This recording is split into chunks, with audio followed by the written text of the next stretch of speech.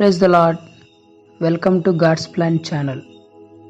ఈ వీడియోలో Billy gram జీవిత చరిత్రలో నుండి 13వ భాగాన్ని విందాం. కుటుంబ మార్పులు. ఆ రెండు రాష్ట్రాల్లో కెనడీ గెలిచాడు.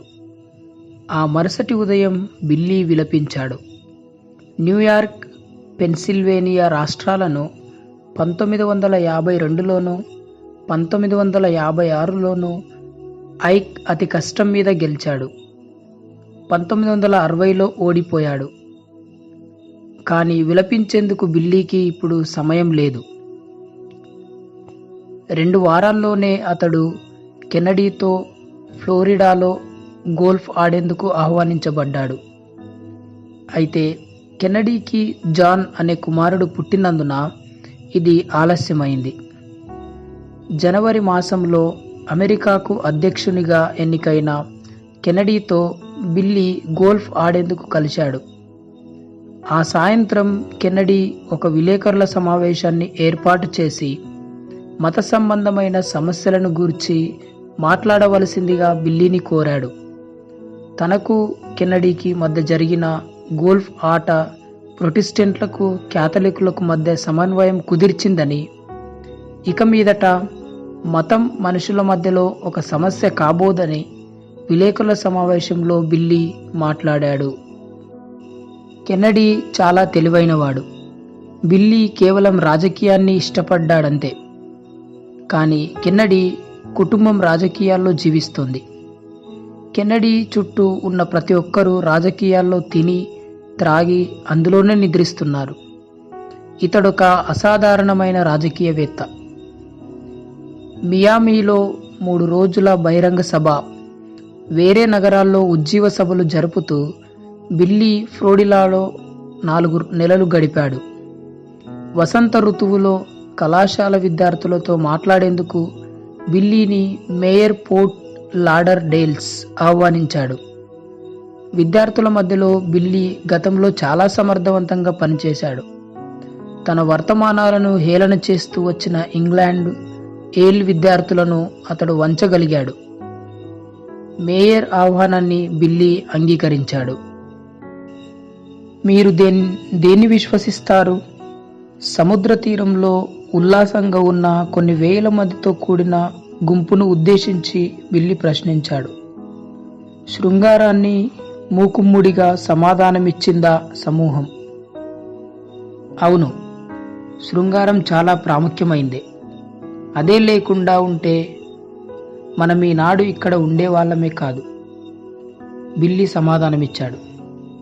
అతడు ఏ వయసు వారినైనా ఇట్టే మట్టి కురిపించగలడు. యేసుక్రీస్తును గూర్చి బిల్లీ మాట్లాడుతూ ఉంటే విద్యార్థులు 1 గంట సేపు మౌనంగా విన్నారు. క్రొత్త అధ్యక్షుడు ప్రమాదాలకు ఎదురీదే వ్యక్తి అని ఏప్రిల్ మాసంలో తెలిసిపోయింది. క్యూబా ఖాందీషికులు క్యూబాను ముట్టడించడాన్ని ఆయన అనుమతించాడు. అయితే చివరి క్షణంలో తన మద్దతును ఉపసంహరించుకున్నాడు. ముట్టడి విఫలమైంది. ఈ ప్రణాళిక ఐక్ నుండి పుట్టిందేనని వార్తాపత్రికలు ప్రచురించాయి. కమ్యూనిస్టు నియంత అయిన కాస్ట్రో ఎప్పటిలాగానే బలంగా ఉన్నాడు. బిల్లీ మళ్ళీ ఇంగ్లాండ్కు వెళ్ళాడు. ఇంతకు మునుపు తన కూడికల్ని జరిపిన లండన్, గ్లాస్గోల మధ్యలోనున్న మాంచెస్టర్లో ఈ పర్యాయం అతడు తన కూడికల్ని జరిపిస్తున్నాడు. బిల్లీ మొదటి వారం అనారోగ్యంతో ప్రసంగించినప్పటికీ ఆ కూడికలకు ప్రతి రాత్రి 30,000 మంది హాజరవుతూ వచ్చారు. వాస్తవానికి అది ఒక విజయమైనప్పటికీ అతని గత విజయాలతో పోలిస్తే అది అసంతృప్తికరమైనదే. అది అల్టూనా అనే ప్రదేశంలో తమ వైఫల్యంతో సమానమైందని బిల్లీ బృందం అభిప్రాయపడింది. బహిరంగ సభల విజయానికి బిల్లీ బృందం కొన్ని నిబంధనలను అనుసరించాలని నిర్ణయించింది. వర్షాకాలంలో ఏటవాలుగా మెట్లున్న స్టేడియంలో కూడికలను నిర్వహించరాదు. స్థానిక సంఘాల సహకారం లేని ప్రాంతాల్లో కూడికలు జరపరాదు. స్థానిక సంఘాల నియమ నిబంధనల్ని నిర్ణయించి వాటి ద్వారా కూడికల్ని ఆటంకపరిచేందుకు ప్రయత్నించే ప్రదేశాల్లో కూడికలు నిర్వహించరాదు. ఆ వేసవిలో కెన్నడీ రష్యా అధ్యక్షుడైన క్రుచ్చేవ్ ను కలిశాడు. కెనడీపై తమకు గౌరవం లేదని క్రుచ్చేవ్ ప్రపంచానికి చెప్పాడు. కెనడీ దాన్ని అంగీకరించినట్లుంది. అందుకే అమెరికా సేనల్ని యుద్ధానికి సమాయత్తం చేసేందుకు నిధులు సమకూర్చాడు. కమ్యూనిస్టులు కూడా వేగంగానే ముందుకు కదిలారు. తూర్పు జర్మనీ ప్రజలు తమ ప్రాంతంలోనికి ప్రవేశించకుండా పశ్చిమ జర్మనీ వారు ఆగస్టు మాసంలో బెర్లిన్ వద్ద ఒక బలమైన గోడను నిర్మించారు. ఇది చాలా విచారకరం, బిల్లీ అన్నాడు. వీరి రహస్య కార్యకలాపాలను నన్ను చింతాక్రాంతుని చేస్తున్నాయి. అమెరికాలో బిల్లీ తిరిగి ఫిలదెల్ఫియా అనే చోట తన కూడికల్ని జరిపాడు. ఒక నెల రోజులు జరిగిన ఈ కూడికల్లో ఒక చర్చా సమావేశం కూడా ఏర్పాటు చేయబడింది. లీన్ ఆడమ్స్ అనే పాస్టర్ తన విద్యార్థులు సువార్త ప్రకటించడంలో నైపుణ్యత లేనివారుగా గమనించాడు. ప్రపంచంలోనే అతి సమర్థవంతమైన సువార్థికుడైన బిల్లీ వద్ద తన విద్యార్థులకు శిక్షణ ఇప్పించాలని ఆయన ఆశించాడు. ఫిలదెల్ఫియా కూడికల తర్వాత బిల్లీ ఇండియాలోని న్యూఢిల్లీలో జరుగుతున్న వరల్డ్ కౌన్సిల్ ఆఫ్ చర్చెస్ వారు నిర్వహించిన సమావేశానికి హాజరయ్యారు. అతడు అందులో సభ్యుడు కాదు గాని నూతన సౌవార్థీకరణ విధానంపై ఆయన అందులో మాట్లాడుతాడు. అందరూ కలిసి క్రీస్తు కోసం పనిచేయాలన్న మాట మంచిదే గాని ఎంత చెడ్డవారైనప్పటికీ క్రైస్తవులందరూ రక్షింపబడిన వారేనన్న వారి మాటలు బిల్లీని కుదించివేశాయి. లేఖనాలకు విరుద్ధమైన ఈ మాటల్ని బిల్లీ జీర్ణించుకోలేకపోయాడు. ఆ మరుసటి సంవత్సరం అతడు చికాగోలోను, ఎల్ పాసోలోను, దక్షిణ అమెరికాలోను కూడికల్ని నిర్వహించాడు. ఈ మధ్యకాలంలో ప్రపంచం వేడెక్కుతోంది. కెన్నడీ ఆసియాలోని వియత్నాంలో అమెరికా సేనల్ని ప్రవేశింపజేశాడు. తమపై వియత్నాం సేనలు కాల్పులు జరిపినట్లయితే దానికి బదులుగా ముమ్మరంగా కాల్పులు జరపవలసిందిగా తమ సేనలకు ఆయన సూచనలిచ్చి పంపించాడు. అమెరికా సలహాదారులు అక్కడకు మొదట ట్రూమన్ ద్వారా పంపబడినప్పటికీ వారు ఐక్ ద్వారా పంపబడినట్లు వార్తాపత్రికలు ప్రచురించాయి. దక్షిణ అమెరికా సువార్త కూడికల్ని రెండుగా విభజిస్తూ 9 వారాలు బిల్లీ వాటిని జరిపించాడు.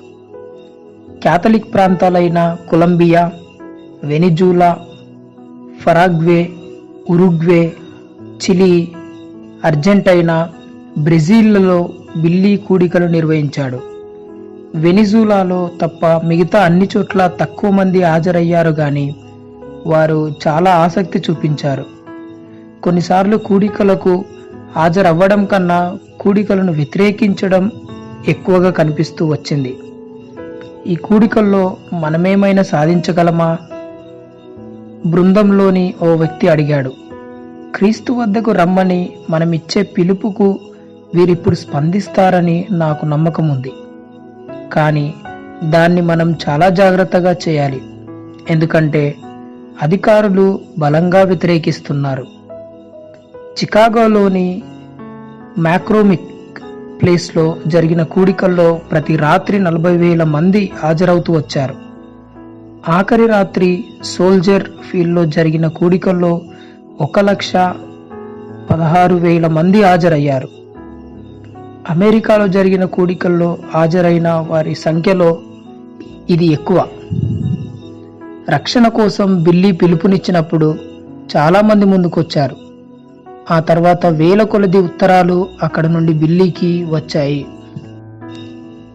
చికాగో కూడికల్లో బిల్లీ బృందం పరిచర్యను 7 వేర్వేరు బైబిల్ పాఠశాలల నుండి వచ్చిన 27 మంది తిలకించారు. వారంతా కాలిఫోర్నియాకు చెందిన లోవెల్ బెర్రీ అనే సంపన్నుడి ఆధ్వర్యంలో అక్కడికొచ్చారు. ఎల్ పాసోలో ఆ సంవత్సరాంతంలో జరిగిన కూడికలకు ఈ శిక్షణ రాబర్ట్ పేరంకు చాలా ఉపయోగపడింది. బైబిలు పాఠశాలలను ప్రారంభించే విషయంలో బిల్లీ ఇప్పటికీ ఊగిసలాడుతూనే ఉన్నాడు. ఈ విధమైన పాఠశాలనే నేను స్థాపించాలని దేవుడు ఆశిస్తున్నాడు, బిల్లీ అన్నాడు. బిల్లీ గ్రహాం సువార్త పాఠశాల అని దానికి నామకరణం చేయాలి. చికాగో కూడికల్లోనే టి.డబ్ల్యూ. విల్సన్ బిల్లీకి కుడిభుజమైన తోటి పనివాడయ్యాడు.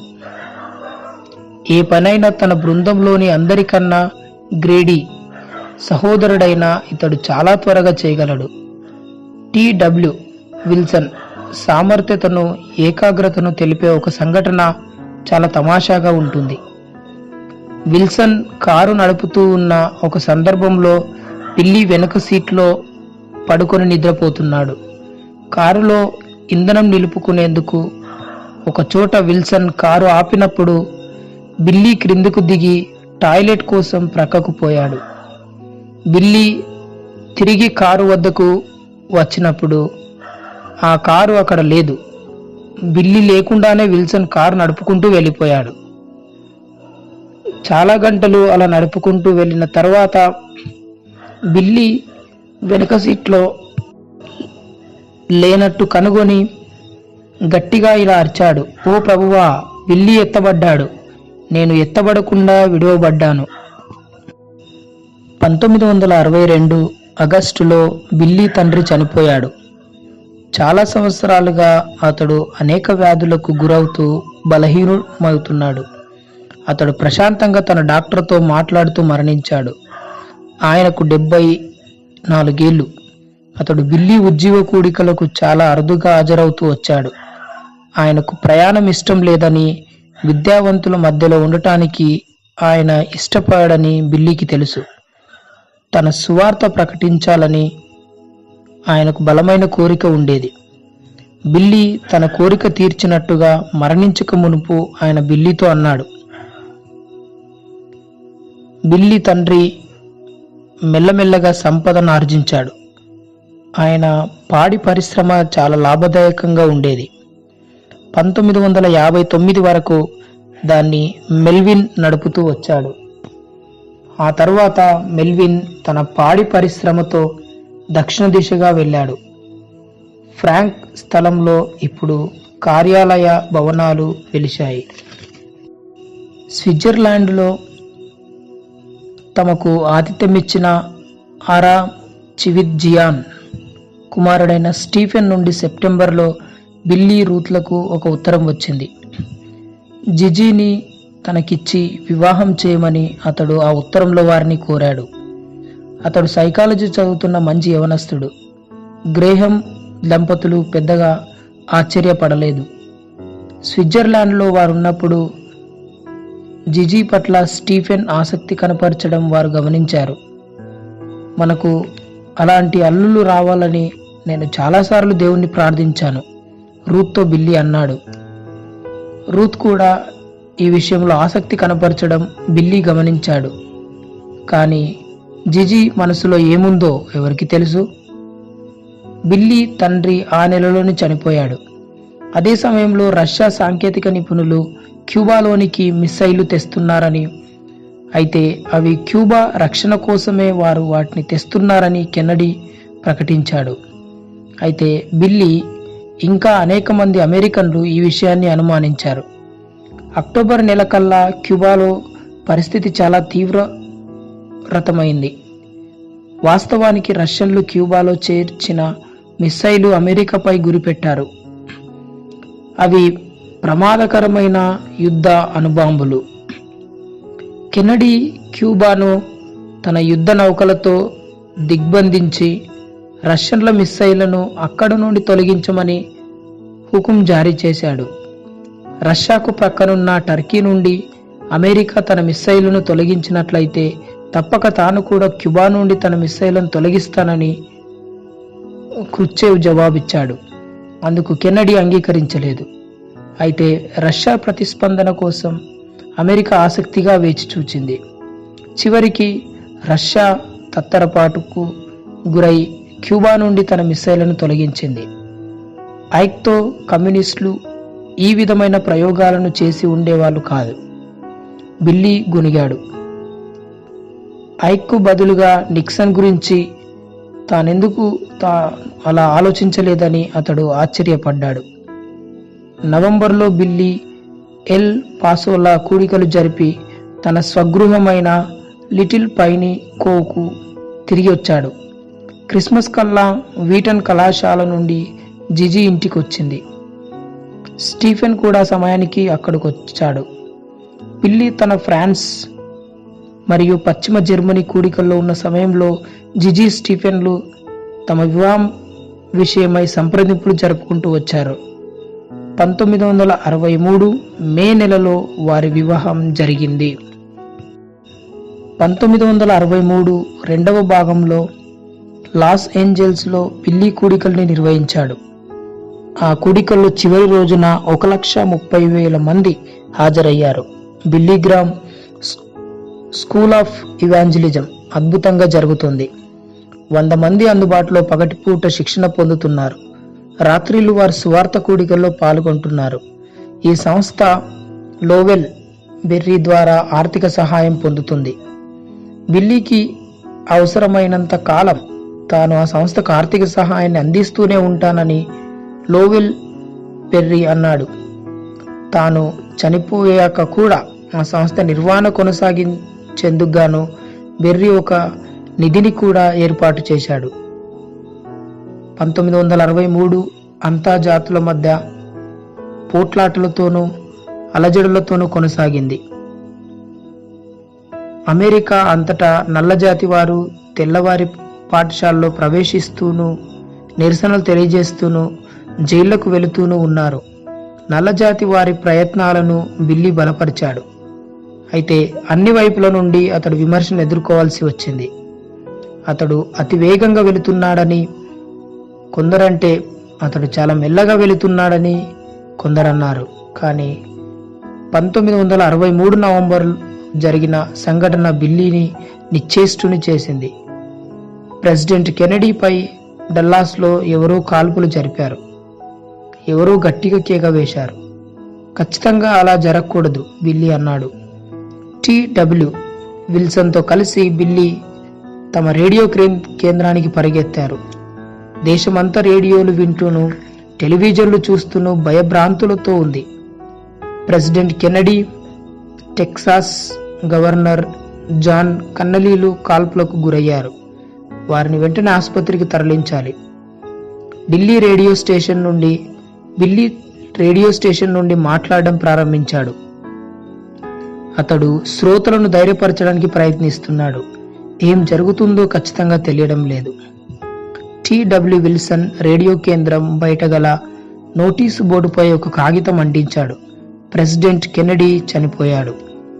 ప్రెసిడెంట్ కెనడీ డల్లాస్లోని పార్క్లాండ్ హాస్పిటల్లో మరణించాడన్న వార్త దేశమంతటా దావానంలా వ్యాపించింది. కెనడీ భార్య అయిన జాకీ కెనడీని తీసుకుని లిండన్ జాన్సన్ విమానంలో వచ్చాడు. జాన్సన్ వెంటనే అధ్యక్షునిగా ప్రమాణ స్వీకారం చేశాడు. బిల్లీ అలా కలత చెందాడు. ఈ విషాదానికి అర్థమేంటో కూడా అతడు ఆలోచించలేకున్నాడు. భూస్థాపన కార్యక్రమం వద్ద కెనడీ కుటుంబం వద్ద కూర్చోవడానికి బిల్లీ అనుమతించబడ్డాడు. అతడు తన సహాయ సహకారాల్ని జాన్సన్కి అందించాడు. జాన్సన్ చాలా పెద్ద చరిత్ర కలిగిన టెక్సాస్ గవర్నర్. తాను దేశాధ్యక్షుడవుతానని అతడెప్పుడూ ఊహించలేదు. ఎన్నికల్లో అయితే అతడేమాత్రం గెలిచేవాడే కాదు. జాన్సన్తో తన సత్సంబాలను బిల్లీ ఊహించలేదు.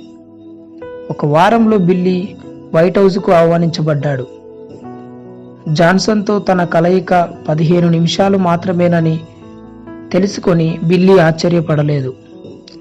జాన్సన్ తనను ఉపయోగించుకోబోతున్నాడు. ఈ సమయాన్ని తాను అతని ఆత్మీయ మేలు కోసం ఉపయోగించాలి బిల్లీ తలంచాడు. జాన్సన్ ముఖంలో ఏమాత్రం సంతోషం లేకపోవడాన్ని బిల్లీ గమనించాడు. అతనికి దేవుని సమాధానం అందివ్వడానికి బిల్లీ ప్రయత్నించాడు. 15 నిమిషాలు 5 గంటలకు మారింది. వారు వైట్ హౌస్ కొలనులో ఈదారు. గ్రేడీ హాస్యానికి జాన్సన్ కడుపుబ్బా నవ్వాడు. లిండన్ జాన్సన్ అమెరికా దేశాధ్యక్షునిగా పగ్గాలు చేపట్టడానికి అత్యంత అర్హత కలిగినవాడు. బిల్లీ వార్తాపత్రికలకు ప్రకటించాడు. అయితే టెక్సాస్ కోటీశ్వరుడైన హెచ్.ఎల్. హంట్ పరిస్థితిని మార్చేశాడు. 1964లో జరగనయ్యున్న ఎన్నికలకు రిపబ్లికన్ పార్టీ తరపున బిల్లీకి పోటీ చేసేందుకు హంట్ ప్రతిపాదించాడు. నామినేషన్లు దాఖలు చేసేందుకు ఇంకా కొన్ని నెలల సమయం ఉంది. బిల్లీ నిరాకరించాడు గాని అతడు పొగడబడ్డాడు. అంతేగాక అతడు తీవ్రమైన ఒత్తిడికి గురయ్యాడు. తన పలుకుబడి గురించి అతడు ఆలోచించసాగాడు. బిల్లీ గ్రహం ఇవాంజలికల్ అసోసియేషన్కు ఇప్పుడు లక్షల్లో ఉత్తరాలు వస్తున్నాయి. లక్షాది మంది మద్దతుదారులు అతనికి దేశమంతటా ఉన్నారు. న్యూయార్క్లో అతనికి లక్షలాది సందర్శకులు వచ్చారు. కొద్దిసేపటి తర్వాత అతడు చాలాసార్లు చాలా విషయాల్లో ఓడిపోయాడని అతని మనసు అతనికి చెప్పింది. మనుషులు తనకు మద్దతునిస్తున్నారా లేక వ్యతిరేకిస్తున్నారా కూడా కొన్నిసార్లు అర్థం కాదు. హంట్తో తాను ఖచ్చితంగా చెప్పలేకపోయాడు. ఈ శోధన వెనుక సాతాను హస్తముందా? తాను ఈ విషయంలో జూదమాడేందుకు హన్ను అనుమానిస్తున్నాడా? బిల్లీ తీవ్రంగా ఆలోచించసాగాడు. తాను హంట్ ప్రతిపాదనను వెంటనే తిరస్కరించలేదు కాబట్టి తాను ఈ ప్రతిపాదనకు సుముఖంగా ఉన్నట్టేనని అందరూ ఈపాటికే అనుకుంటూ ఉంటారు. ఉన్నట్టుండి అతడు ఫోన్ కాల్స్ మధ్యలో చిక్కుకుపోయాడు. ఒక్క రూత్ తప్ప తనకు ఫోన్ చేసిన ప్రతి ఒక్కరూ తనను ఎన్నికల్లో పోటీ చేసేందుకు ప్రోత్సహిస్తున్నారు. నీకేమైనా పిచ్చా? రూత్ ఫోన్లో గట్టిగా అరిచింది. ఆఖరిగా బిల్లీ తన ఆలోచనను విరమించుకుంటున్నట్టు బహిరంగంగా ప్రకటించాడు. అతడు తన సువార్త కూడికల్ని తిరిగి ప్రారంభించాడు. ఈ పర్యాయం కూడికల్ని బోస్టన్లోని బోస్టన్ గార్డెన్లోను, ఆఖరి కూడిక బోస్టన్ కామన్స్ లోను జరిగింది. ఆ కూడికలకు తరలి వచ్చిన జనసందోహం బిల్లీని అత్యానందభరితుని చేసింది. కార్డినల్ క్రషింగితో బిల్లీ కలిశాడు. బిల్లీ కూడికలకు వెళ్ళమని కార్డినల్ క్యాథలిక్కులకు విజ్ఞప్తి చేయడం బిల్లీని ఆశ్చర్యకితుణ్ణి చేసింది. వారు మంచి క్యాథలిక్కులుగా తయారు కావాలని కార్డినల్ తలంచాడు. 100% నేను బిల్లీ కూడికల్ని ప్రోత్సహిస్తున్నాను, కార్డినల్ అన్నాడు. దేవుని అదృశ్య హస్తం అతనిపై ఉంది. నేను క్యాథలిక్కులకు దగ్గరైనట్టు అనుభూతి చెందుతున్నాను, బిల్లీ అన్నాడు. బిల్లీ రూత్లు తాత అవ్వ అయ్యారు. జిజి వారికొక మనుమణ్ణి కన్నప్పుడు బిల్లీ వయస్సు 45, రూత్ వయస్సు 43. బిల్లీ రూత్లకు 6 ఏళ్ల నెట్ ఉన్నాడు. తమ 5 పిల్లలలో ఎక్కువ తిరుగుబాటుదారుడైన ఫ్రాంక్లిన్కు 11 ఏళ్లే. రూత్ ఇప్పుడు చాలా అరుదుగా ప్రయాణం చేస్తోంది. 1964 ఎన్నికలు సమీపిస్తుండగా తానొక మరణకరమైన తప్పు చేసేందుకు హెచ్.ఎల్. హంట్ ఎలా శోధించాడో బిల్లీ గ్రహించగలిగాడు. జాన్సన్కు చాలా కీర్తి ప్రతిష్టలున్నాయి. అతడు తన ప్రత్యర్థి అయిన బ్యారీ గోల్డ్ వాటర్ను 1,40,00,000 ఓట్ల తేడాతో ఓడించాడు.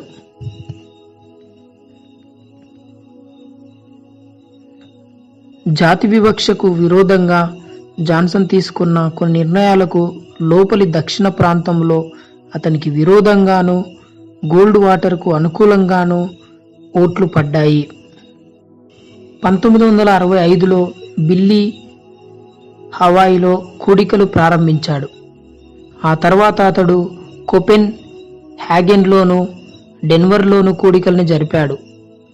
ఆ తర్వాత అతడు లిండన్ జాన్సన్ విన్నపాన్ని మన్నిస్తూ సెల్మా, అలాబామాలను దర్శించాడు. ఈ ప్రాంతాల్లో జాతి కలహాలు ఎక్కువై జాతి సమానత్వం కొరకు పోరాడే పౌర హక్కుల కార్యకర్తలు హత్యకు గురయ్యారు. ఈస్టర్ ఆదివారం నాడు బెల్లి ఒక గొప్ప పాదయాత్రను నల్లజాతి వారి చర్చి బాంబు దాడికి గురైన బర్మింగ్హామ్లో నిర్వహించాడు. 35,000 మంది నల్లజాతి వారు, తెల్లజాతి వారు ఈ పాదయాత్రను హాజరవుతున్నారు. పేద ప్రజల సహాయార్థం లిండన్ జాన్సన్ చేస్తున్న గ్రేట్ సొసైటీ కార్యక్రమాన్ని బిల్లీ ప్రశంసించాడు. నల్లజాతి వారి మధ్యలో బిల్లీకి మంచి కీర్తి ప్రతిష్టతలు రావడం లేదు. జాతి సమానత్వం కొరకు బిల్లీ పై పనులు కాకుండా బలమైన కార్యాలు చేపట్టాలని వారి ఆశ. మార్టిన్ లూథర్ కింగ్ లాగా బిల్లీ ఎందుకు జైలుకెళ్లడం లేదు? వియత్నాంకి పైకి అమెరికా దండెత్తుతోంది. ఆ యుద్ధానికి తమ సైన్యంలో ఎక్కువ నల్లజాతి వారిని పంపాలని అమెరికా ఆలోచిస్తుంది. నల్లజాతి వారిని పెద్ద సంఖ్యలో ఆ యుద్ధానికి పంపాలని ఉన్నారు. ఒక నల్లజాతి నాయకుడు ఫిర్యాదు చేశాడు. వేసవి ఆఖరులో బిల్లీకి చీకటి అనుభవాలు ఎదురయ్యాయి. హోస్టన్లోని ఆస్ట్రోడోమ్లో అతని కూడికలు ప్రారంభించడానికి కొన్ని రోజుల ముందు పరిశుద్ధాత్మ తనను వదిలివేసినట్టుగా బిల్లీ భావించాడు. పరిశుద్ధాత్మ ద్వారానే బిల్లీ బోధించగలడు. అక్కడి నిర్వాహకులకు అతడేం చెబుతున్నాడో అర్థం కాలేదు. బిల్లీకి ఏదో శరీర సమస్య అని హోస్టన్లో ఉన్న మంచి డాక్టర్లను అతన్ని చూపించాలని వారు నిర్ణయించారు. కానీ అతడు పరిశుద్ధాత్మను గురించే మాట్లాడుతున్నాడని అతనికి అత్యంత సన్నిహితులైన వారికి మాత్రమే తెలుసు. కూడికల ప్రారంభానికి 2 రోజులకు ముందు అతడు కళాశాల విద్యార్థులతో మాట్లాడుతున్నప్పుడు పరిశుద్ధాత్మ తిరిగి తన మీదికి వచ్చినట్టు అతడు అనుభూతి పొందాడు. ఆస్ట్రోడోమ్ కూడికలు చిరస్మరణీయమనే విధంగా జరిగాయి. అంత మాత్రమే గాక అవి ఒక దేశాధ్యక్షుడు హాజరైన మొదటి కూడికలయ్యాయి. జాన్సన్ తన భార్య అయిన లేడీ బర్డ్తో కలిసి ఆస్టిన్కు పశ్చిమ దిక్కునున్న రాంచులో జరిగే ఆఖరి రోజు కూడిక కోసం విమానంలో వెళ్ళాడు. బిల్లీ ఇంకో పుస్తకాన్ని ప్రచురించాడు. వరల్డ్ అఫ్లేమ్ అనే ఈ పుస్తకం మొదటి 3 నెలల్లో 1,00,000 ప్రతులు అమ్మబడ్డాయి. అమెరికాలో జరిగే ప్రస్తుత పరిస్థితులను ఆ పుస్తకంలో బిల్లీ చక్కగా వివరిస్తూ రాశాడు. అమెరికాలో ఇంతటి తిరుగుబాటు ఎప్పుడూ లేదు. అమెరికా విధానాలకు విసుగు చెందిన కొంతమంది నల్లజాతి వారు కమ్యూనిస్టు సిద్ధాంతాలను ఆకర్షితులవుతున్నారు. వియత్నాం పైకి అమెరికా దాడి చేయడాన్ని కళాశాల విద్యార్థులు పూర్తిగా వ్యతిరేకిస్తున్నారు. యుద్ధాన్ని గురించి బిల్లీ మనసులో మిశ్రమ అభిప్రాయాలున్నాయి. చాలామంది యవనస్తులు తమ వ్యతిరేకతను, తిరుగుబాటును మాదక ద్రవ్యాల వైపుకు, శృంగారం వైపుకు మళ్లించుకుంటున్నారు. పరిస్థితులు చాలా ఘోరంగా తయారవుతున్నాయి. రకరకాల పాపపు మిశ్రమం కలవరపడే మన మనస్సులకు, విలువలకు గుర్తుగానుంది. బిల్లీ అన్నాడు, మన ఈ తరం నిజంగా పాపరోగంతో బాధపడుతూ రక్షణ అవసరంతోనుంది. విద్యార్థులు ఇప్పుడు అన్ని రకాల అధికారాల్ని బహిరంగంగా పరిహసిస్తున్నారు. ఈ క్రొత్త అనాగరిక ప్రవర్తనను విమర్శించే బిల్లీ లాంటి వాళ్ళు వారికి పాత తరం వారిలాగా ఉన్నారు. కొంతమంది విద్యార్థులు ప్రభుత్వ కార్యాలయాలను కొల్లగొట్టి అక్కడి కాగితాలను అగ్నికి ఆహుతి చేస్తున్నారు. చాలామంది విద్యార్థులు, టెలివిజన్ వ్యాఖ్యాతలు ఈ కృత తిరుగుబాటును వ్యతిరేకించిన అమెరికన్లను అపహసిస్తున్నారు.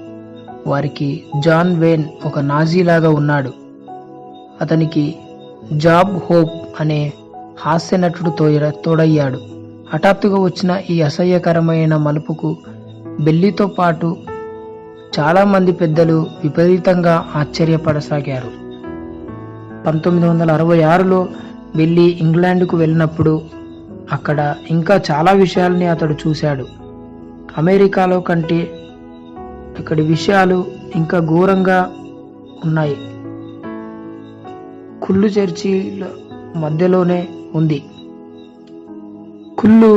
చర్చిల మధ్యలోనే ఉంది.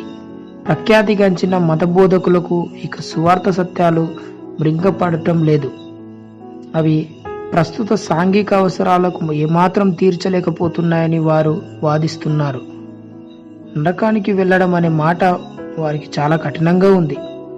సాంఘిక కారణాల ద్వారానో, కుటుంబ పరిస్థితుల ద్వారానో, ప్రభుత్వాధికారం కారణంగానో అమాయకుడైన ఒక వ్యక్తి ఎలా నిందించబడి నరకానికి వెళ్తాడా? కాబట్టి ఖచ్చితంగా ఆత్మలన్నీ పరలోకానికి వెళ్తాయి అని వారు మాట్లాడుతున్నారు. ఒకవేళ దేవుడనేవాడే ఉంటే ఆ కరుణామయుడైన దేవుడు ప్రతి ఒక్కడికి మేలే చేస్తాడు. ఒక చర్చి డీకన్ వివరిస్తూ స్పష్టంగా అన్నాడు. ఈ విధంగా చూచిన లండన్లోని ఎల్స్ కోర్ట్ ఎరీనాలో జరిగిన కూడికలు అత్యంత విజయవంతమయ్యాయి. బిల్లీ అక్కడ ఒక నెలలో 10 లక్షల మందికి పైగా ప్రత్యక్షంగా ప్రకటించాడు. ఈ కార్యక్రమాలు 10 పట్టణాల్లో టెలివిజన్ ద్వారా ప్రసారం కూడా చేయబడ్డాయి. 1966 ముందు నుండే ఈ ఆధునిక పరికరాల ద్వారా బిల్లీ ఉజ్జీవ సభల్ని ప్రసారం చేయడం జరుగుతుంది. ఈ ప్రక్రియ ద్వారా ప్రత్యక్షంగా వర్తమానాల్ని వినేవారి కంటే టెలివిజన్ ప్రసారాల ద్వారా వినేవారే ఎక్కువ. ఈ కార్యక్రమాలు ఆకర్షణీయంగాను శక్తివంతముగాను ఉంటున్నాయి. ప్రత్యక్షంగా బిల్లీని సరిగా చూడలేని వారు టెలివిజన్లోని పెద్ద తెర మీద స్పష్టంగాను సమీపంగాను చూడగలరు. వర్తమానికుని కూడా అందులో స్పష్టంగా వినవచ్చు. 1967లో బిల్లీ తిరిగి వచ్చి ఎల్స్ కోర్ట్ ఎరీనా నుండి కూడికలు జరపవలసిందిగా ఆహ్వానించబడ్డాడు. కూడికల విషయం బిల్లీ చాలా సంతృప్తి చెందాడు. కానీ అతడు బాధ హృదయంతోనే ఇంగ్లాండ్ను వదిలి వెళ్ళాడు. సార్వత్రికవాదం మళ్ళీ పడగ విప్పుతోంది. ఒక పాపి ఎలా జీవించినప్పటికీ రక్షించబడ్డ వాడేనని ఈ తత్వం బోధిస్తుంది. సువార్త తత్వాన్ని నమ్మేవాళ్ళు ఈ కాలానికి అనుగుణంగా తమ వాదనను వినిపించేందుకు సంసిద్ధంగా లేరు. బిల్లీ తన స్నేహితులతో అన్నాడు. అంతర్జాతీయ సువార్థికుల సమావేశాన్ని ఏర్పాటు చేయాలని బిల్లీ ఆశించాడు. కానీ దాన్ని బిల్లీ గ్రామ్ ఇవాంజలికల్ అసోసియేషన్ ద్వారా చేయకూడదనుకున్నాడు. దాన్ని తన ఆధిపత్యంలో బిల్లీ ఉంచుకోదలచలేదు. పెంతికొస్తు సంఘాలకు, సనాతనాచారాలతో కూడిన సంఘాలకు మామూలు ఆహ్వానాలు మాత్రమే పంపమని అతడు సలహానిచ్చాడు. దాని ద్వారా విశ్వాసుల కూటమి ప్రపంచంలో ఒక తృతీయ క్రైస్తవ శక్తిగా రూపొందాలని అతడు ఆశించాడు. క్యాథలిక్, పెంతికొస్తు సంఘాలకు ఉన్నంత గౌరవం ఈ విశ్వాసుల కూటమికి ఉండాలని అతడు తలంచాడు. కానీ బెర్లిన్లో జరిగిన ఈ సమావేశంలో ప్రతినిధులు ఒకరినొకరు అగౌరవపరుచుకుంటూ ఈ సమావేశానికి ఒక ప్రతినిధిగా వచ్చిన స్వస్థత సువార్తకుడైన ఓరల్ రాబర్ట్స్ హెచ్చించే విధంగా మాట్లాడుతున్నాడని తెలిసినప్పుడు బిల్లీ చాలా నిరుత్సాహపడ్డాడు. మాంట్రీట్లో రూత్ వెల్లె సంఘానికి పాస్టర్ గారైన కాల్విన్ థీల్మన్ ఓరల్ రాబర్ట్స్ను ఎలా పొగుడుతున్నాడో బిల్లీ చెవినబడింది. బిల్లీ అతన్ని తన గదికి వచ్చి తనతో మాట్లాడవలసిందిగా కోరాడు. నీకు ఓరల్ రాబర్ట్స్కు మధ్య జరిగిన విషయాలుగా నేను వింటున్న మాటల సంగతేంటి? థీల్మన్ను బిల్లీ ప్రశ్నించాడు. Thank you.